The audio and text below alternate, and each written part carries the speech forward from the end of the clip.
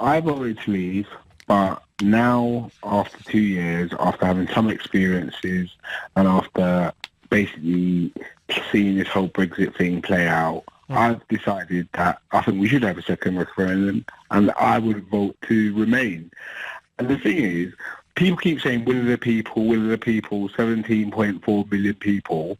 Well, there are people like me who are part of that 17.4 million people who actually now want to remain. And I'll give you an example. Last year, I worked in Holland for 6 months. I'm a computer programmer. I went over there. I worked over there for 6 months. I just had to just give them my passport, and that was it. Like, no checks, nothing. That was it. In my bank DLs, and I worked there for 6 months, and it was a really good experience. Came back to the UK, and things like that started making me think, oh, actually, all of this sort of freedom of movement, all of these just-in-time production lines, the fact that we have to pay 50 billion to leave, that was never really sort of like, we never had a figure during the referendum campaign.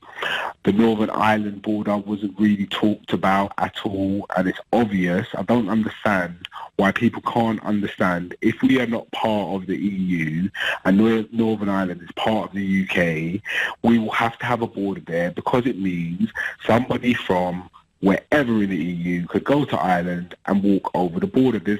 I don't understand what people do not understand about that.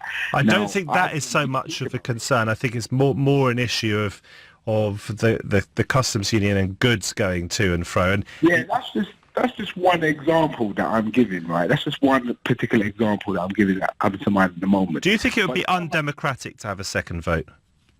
I don't see how it could be democratic to have a vote. I just don't get that. But what if we had a 52-48 split again, but this time in favour of Remain?